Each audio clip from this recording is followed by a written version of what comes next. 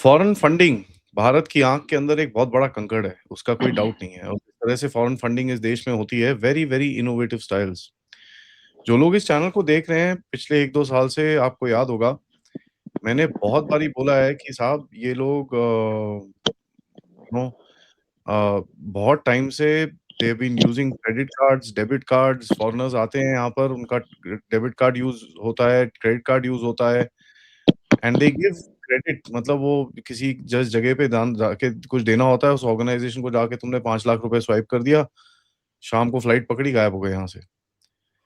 ठीक है, this is happening and there are loads of other ways which is also taking place. Financial intelligence unit काफी काम कर रही है, बट ये क्रेडिट कार्ड डेबिट कार्ड वाला झमेला finally is getting caught, and it is got caught in a very very big वे।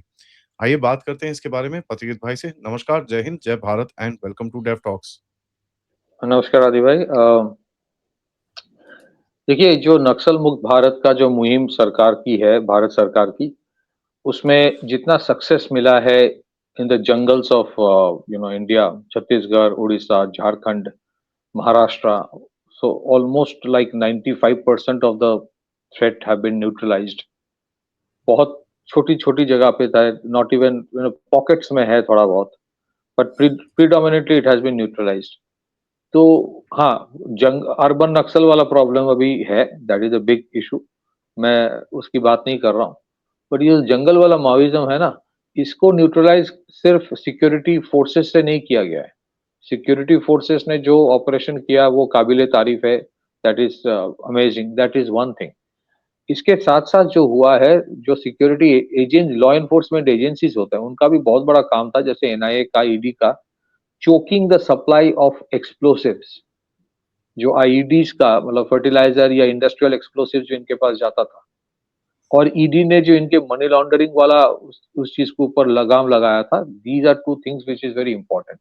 लेकिन फिर भी फॉरेन फंडिंग जहां जहां होता है, फॉरेन फंडिंग वाला जो चैलेंजेस है इंडिया में और बहुत सारे डेवलपमेंट देशों में है, ये जो वेस्टर्न कॉन्सेप्ट है, वेस्टर्न जो पावर ब्लॉक है, जो कॉलोनियलिज्म खत्म हो गया, डेमोक्रेसी है, ये सब जितने बड़े बड़े ज्ञान मारता है ना, ज्ञान फेंकता है, अल्टीमेटली उनके लिए सबसे बड़ा हथियार है डेवलपिंग देशों में प्रॉब्लम क्रिएट करना, तबाही करना, फॉल्ट लाइंस क्रिएट करना, is through foreign NGOs, non governmental organisations. वो आपको on the face of it लगेगा कि बहुत बड़ा एक मतलब चैरिटी काम कर रहा है, देखो इतने बड़े दिल वाले हैं ये, हमारे इंडियन वाले नहीं करते। ये हमारे यहाँ के एलीट एडुकेटेड लोगों का एक मानसिकता।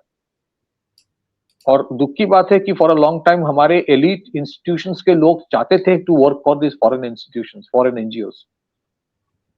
That was a style statement. पिताजी बहुत गर्व महसूस करते थे कि मेरा बेटा इस एनजीओ में काम करता है। प्रॉब्लम है, हमारी एजुकेशन सिस्टम बहुत शैलो है, रियलिटी के साथ कोई संबंध होता नहीं है, धीरे धीरे चेंज हो रहा है। So one of the initiative in the last 10 years have been, ये जितने सारे फॉरेन कंट्रीब्यूशन रेगुलेशन एक्ट में जो रेस्ट्रिक्शंस लाई गई, कि आप अगर बाहर से आपको पैसा मिल रहा है, जिस चीज के लिए पैसा मिल रहा है उस पर खर्च करो, एंड नॉट इधर उधर होगा तो प्रॉब्लम होगा। तो ये कहाँ पैसा खर्च होता था, जिसके वजह से eyebrows were raised and alarm bells went up. एक तो एक मिशनरीज कन्वर्शन, और दूसरी चीज है जितने सारे एक्टिविज्म के नाम पे माओवादियों को सपोर्ट करना, एक्टिविज्म के नाम पे सिविल अनरेस्ट करवाना, एक्टिविज्म के नाम पे एनर्की लाना देशों में, बहुत जगह पे हुआ ये। This is how Arab spring worked out. तो ये वाला जो पर्टिकुलर इंस्टेंस है, मैं आपको एक चीज कहना चाहता हूं, और मैं बहुत कॉन्फिडेंस के साथ कह रहा हूं, जितने सारे माओइस्ट अफेक्टेड रीजन्स इंडिया में थे ना, 180 डिस्ट्रिक्ट्स एक टाइम, आज तो वो लिटरली 3-4 या 0 हो गया है।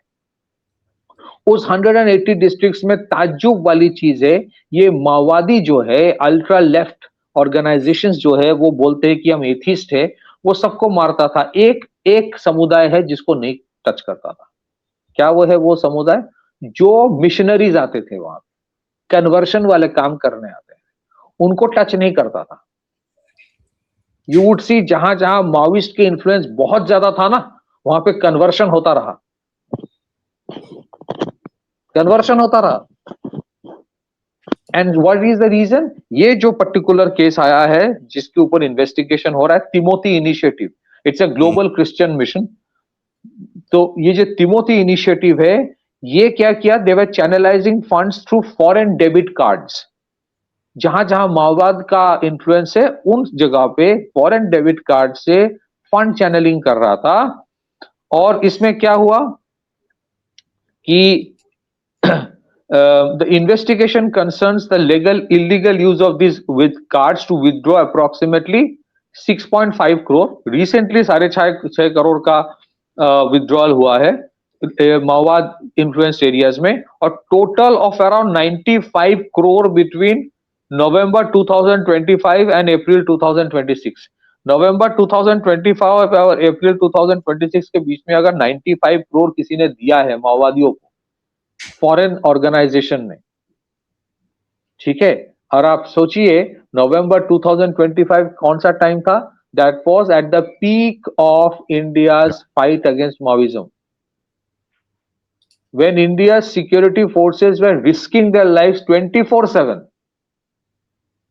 और उन security forces were led by जो स्टेट लेवल के स्पेशल यूनिट्स होते हैं जहां पे ज्यादातर ट्राइबल्स है, उस स्पेशल यूनिट्स में they were leading the forces fighting against this brutal Maoist. इन ब्रूटल माओइस्ट ऑर्गेनाइजेशंस को बाहर से एक तिमोथी इनिशिएटिव करके, ये तो एक नाम आया है, बहुत नाम और भी होगा।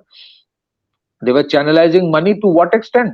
For charity? No, to fight perhaps against the state। 95 crore. और यही ऑर्गेनाइजेशंस पलटी मार के फिर कल आपको बोलेगा हम तो चैरिटी करने आते जी, हम तो सिर्फ स्कूल बनाते हैं, घंटे का स्कूल बनाते हैं, हम तो सिर्फ हॉस्पिटल बनाते हैं। बेसिकली कन्वर्ट करो। और ये एनर्की माओवादी, इसलिए मैं बोलता हूं it's something very important to understand. और मैंने पहले भी कहा था, वेस्टर्न कैपिटलिस्ट जितने सारे हैं, वेस्टर्न कैपिटलिस्ट स्टेट्स जो है ना, western capitalist have always funded socialist, anarchist and communist in developing countries. ये हैरानी की वाली बात है, but this is a reality. Developing देशों में सोशलिस्ट, एनर्किस्ट और कम्युनिस्टों को किस लिए वेस्टर्न कैपिटलिस्ट ने फंडिंग किया है? ताकि वो डेवलपिंग देश हमेशा से उलझे रहें। कहीं पे माइनिंग करने जाएगा, एक्टिविस्ट और एनजीओ को भेज दिया प्रोटेस्ट करने के लिए। कहीं पे कोई इंडस्ट्री करने जाएगा, खुद का बोलेगा प्रोटेस्ट कर दो। हमारे socialist way driven and controlled by the western capitalist. जो अपने आप को बोलता है ना मुझे पैसे से मतलब नहीं है, मैं तो सोशलिस्ट हूं, ये सारे वेस्टर्न कैपिटलिस्ट के चट्टे बट्टे होते थे, मतलब तलवे चाटने वाले होते थे। पैसा कहां से आता था? वेस्टर्न एनजीओ से आता था। And they had an ulterior objective. ये जो 180 डिस्ट्रिक्ट्स है जहां पे माओइस्ट इंपैक्ट सबसे ज्यादा था, आज खत्म हो गया। आप वो देखेंगे, दैट वाज द गोल्डन, वो जो रेड कॉरिडोर जहां था, that was the golden corridor of India's natural resources and mineral resources. आप अपने देश में मिनरल्स माइन नहीं कर पाओगे, और वो आपको इंपोर्ट करना पड़ेगा ताकि आप कभी आत्मनिर्भर ना बन पाओ। सो चैलेंजेस अभी भी है, बट माओवाद बहुत हद तक खत्म हो गया है। और ये खत्म करने के लिए you need to, and that's why ये जो रिसेंट अमेंडमेंट लाया था मोदी सरकार ने, जो थोड़ा सा अभी थोड़ा डिले कर दिया, may be next session that will come. ये जो FCRA अमेंडमेंट जो आ रहा है, जिसमें अगर कोई फॉरेन कंट्रीब्यूशन आ रहा है और वो पैसा इधर उधर खर्च हो रहा है, स्पेसिफिक ऑब्जेक्टिव के लिए नहीं, इधर उधर खर्च हो रहा है, देन पूरे इंस्टीट्यूशन को सरकार ले लेगा। And that is creating lot of ripples across. बहुत लोग परेशान है। बाहर से पैसा नहीं आएगा तो कन्वर्शन कैसे चलेगा? बाहर से पैसा नहीं आएगा तो एनर्जी कैसे क्रिएट करेंगे? ये हमारे यहाँ के आंदोलन जीवी जो है, ये देश सुधारने के लिए, समाज सुधारने के लिए आंदोलन थोड़ी करते हैं। इसको पैसा मिलता है। They are paid agents, they are paid workers. So ये पैसा, so ultimately it is about choking of funds, and this is where the problem starts। and ये जो था suspicious cash withdrawal कहां पे हुआ? Suspicious cash withdrawals were concentrated कहां पे? In Dhamtari and Bastar in Chhattisgarh. Bastar is the bastion जहां पे सबसे ज्यादा फाइट हुआ। बस्तर और दंतेवाड़ा जो रीजन है उसमें सबसे ज्यादा माओइस्ट एंट्रेंचमेंट था। वहां पे जब फाइट्स हो रहा है, who was funding the Maoist? The foreign NGOs, mostly from United states, from Europe, कुछ ऑस्ट्रेलिया न्यूजीलैंड में है। So you would see we have, again I say, मतलब ये distinction करना बहुत जरूरी है. You know, as such, as a secular country, a lot of people again will comment, but as a secular country we have no problem with Christianity. हम लोगों का सबके क्रिश्चियन दोस्त है. बट ये जो वेस्ट से पैसा आता है to convert and to create anarchy in the name of Christianity, in the name of missionary work, ये इवेंजलिस्ट जो आते हैं, ये मणिपुर में जो लोग जा रहे थे, छत्तीसगढ़ में जो जा रहे थे, इसीलिए अभी जो रिस्ट्रिक्शंस लाया गया, इनर लाइन परमिट जहां जहां है, कुछ कुछ जगह है जहां पे फॉरेनर्स आर नॉट परमिटेड. ये बहुत जरूरी है, बहुत जरूरी है. बहुत बहुत एरियाज है जहां पे फॉरेनर्स को, टूरिज्म को मारो गोली. जो सेंसिटिव एरियाज है, don't allow foreigners to come, because they are not coming with a nice mind कि हम जगह नेचुरल ब्यूटी देखेंगे, लोगों के साथ बातचीत करेंगे. ऐसा नहीं है. They have a very very ulterior objective. और वो पैसा किसको दे रहा है? पैसा किसको दे रहा है? किस वजह से दे रहा है? That is where the core issue. It's not about foreign funding. Foreign funding आ रहा है कहीं पे, अगर कोई स्किल डेवलपमेंट शुरू करे, नहीं. आप ये जो तिमोथी इनिशिएटिव का पैसा है यहाँ पे जो मेंशन किया जा रहा है, आप बताइए ये कोई स्किल डेवलपमेंट सेंटर तैयार करने के लिए किया जा रहा है? माओइस्ट एरियाज में मैं स्किल डेवलपमेंट करवाऊंगा, ये कोई वहां पे हॉस्पिटल तैयार करने के लिए किया जा रहा है? No. What is it for and why is it कि जहां जहां माओइस्ट इन्फ्लुएंस सबसे ज्यादा था, क्रिश्चियन मिशनरीज कन्वर्सन सबसे ज्यादा वहां होता था. What is the linkage? Why is it जो माओइस्ट अपने आप को एथिस्ट बोलते हैं, जो मंदिर तोड़ देते हैं, जहां जहां आप देखेंगे छत्तीसगढ़ के जो दंडाकरन्ना रीजन है, वहां पे एक्चुअली जो राम का वनवास था, basically part of that was in that region. और वहां पे बहुत पुराने पुराने मंदिर है जंगलों के बीच, सबको तोड़ डाला माओवादियों ने. But they will never touch the Christian missionaries. और क्रिश्चियन मिशनरीज जो है, missionaries mind, I am very specific में बोल रहा हूं, मिशनरीज वर्ड. और मिशनरीज जो ऑर्गेनाइजेशन है, not all but many of them, some of them rather, ये जो इन जगह पे ऑपरेट करते हैं, they were always very sympathetic towards the Maoist. What is the linkage? Why is it that the Maoist organisations are very sympathetic towards the missionaries and the missionaries are very sympathetic towards the Maoist? क्या linkage है? और इसीलिए मैं बोलता हूं, lot of people do not understand कि मोदी जी ने जो ये स्वच्छ भारत के लिए टॉयलेट बनाना, अभी तक जो ये एडिशनल फ्री राशन देना, ये जो एडिशनल फ्री राशन दिया जाता है ना, प्रधानमंत्री गरीब कल्याण अन्न योजना, ये बहुत जरूरी है. और आयुष्मान भारत बहुत जरूरी है. ज्यादातर कन्वर्शन, राइस बैग कन्वर्शन एक शब्द है यहाँ इंडिया में प्रचलित है. चावल दे के, मतलब खाना दे रहा हूं, कन्वर्ट हो जाओ. हेल्थ केयर दे रहा हूं, कन्वर्ट हो जाओ. और आयुष्मान भारत इसीलिए इंपॉर्टेंट है क्योंकि आयुष्मान भारत में सरकार को भी पता है कि मैं हर डिस्ट्रिक्ट में सरकारी हॉस्पिटल है, लेकिन हर सरकारी हॉस्पिटल्स की लिमिटेशन है. तो वो कार्ड बना के बोला कि भाई तुम जाके प्राइवेट में भी करवा लो, लेकिन I will pay it for you. ये बहुत इंपॉर्टेंट है. People don't understand why it is important.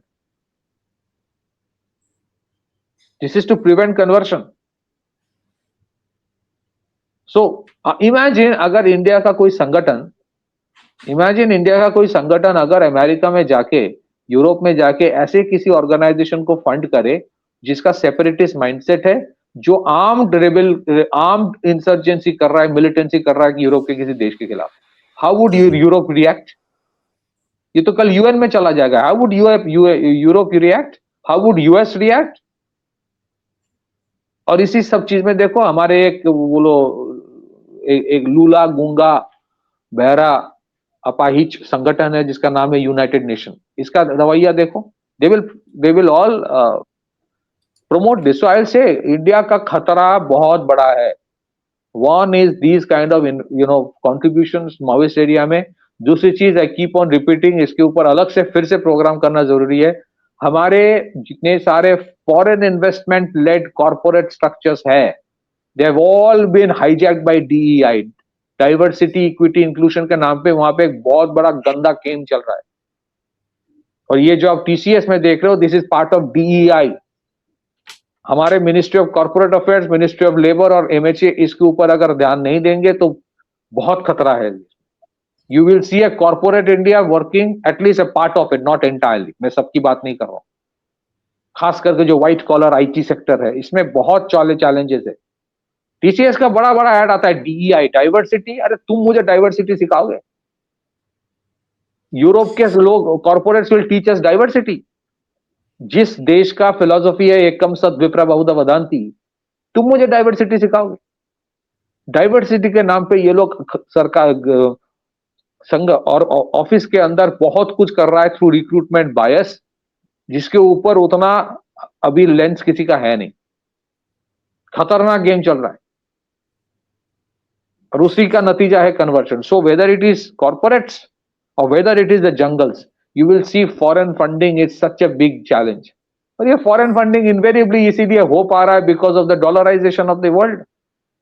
Dollar is a reserve and trading currency, जो they'll keep on doing this. और उसको वर्चस्व रखने के लिए कल ईरान को ठोकेगा, परसों पहले इराक को ठोका, इसको ठोका.